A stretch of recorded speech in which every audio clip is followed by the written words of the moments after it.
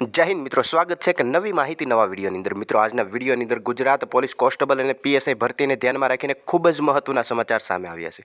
જ્યાં મિત્રો વાત કરીએ તો પીએસઆઈ અને એલઆરડી કોન્સ્ટેબલની ફિઝિકલ ક્યારે શરૂ થશે તેમને ધ્યાનમાં રાખીને મહત્વની એક તારીખ જાહેર કરવામાં આવેલી છે। તે તારીખથી મોડું ફિઝિકલ નહીં જ શરૂ થાય તેવું પણ દર્શાવવામાં આવેલું છે। જો તમે પણ જાણવા માગતા હોય તો વિડીયોને ખાસ કરીને અંત સુધી અવશ્ય જુઓ।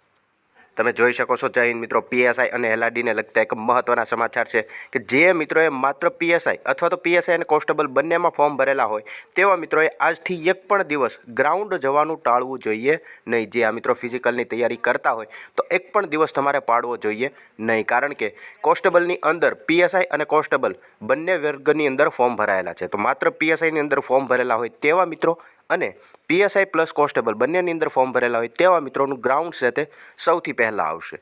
તો વાત કરીએ તો ક્યારથી શરૂ થશે, તો કે પીએસઆઈ અને એલઆરડીની ગ્રાઉન્ડ છે ફિઝિકલ છે તે 1 જાન્યુઆરીથી શારીરિક કસોટી શરૂ થાય તેવી પૂરેપૂરી શક્યતાઓ છે। જ્યાં મિત્રો અહીંયા એવું દર્શાવ્યું પૂરેપૂરી શક્યતાઓ છે, આ ફાઇનલ ડેટ નથી, જેની તમામ ઉમેદવાર મિત્રોએ ખાસ નોંધ લેવી કે 1 જાન્યુઆરી મોડામાં મોડી 1 જાન્યુઆરીથી એક ગ્રાઉન્ડ છે તે શરૂ થઈ જ જશે અને હવે આનાથી વધારે મોડું નહીં થાય તે ફાઇનલ જ છે। મતલબ કે ડિસેમ્બરના અંત સુધીમાં અથવા તો મોડામાં મોડું 1 જાન્યુઆરી સુધીમાં ફિઝિકલ છે તે શરૂ થઈ જ જશે તે ફાઇનલ જ છે। તો જે મિત્રોએ માત્ર કોન્સ્ટેબલમાં જ ફોર્મ ભરેલા હોય તેમને લગભગ 15થી 20 દિવસ સુધીનો સમય મળી શકે છે, કારણ કે સૌથી પહેલાં પીએસઆઈ અને પીએસઆઈ પ્લસ કોન્સ્ટેબલની અંદર ફોર્મ ભરેલું હોય તેવા ઉમેદવાર મિત્રોને રનિંગ માટે બોલાવવામાં આવશે અને જેવા પીએસઆઈવાળા ઉમેદવાર મિત્રોનું ફિઝિકલ પૂરું થશે ત્યારબાદ તરત જ કોન્સ્ટેબલવાળા ઉમેદવાર મિત્રોને રનિંગ માટે બોલાવવામાં આવશે।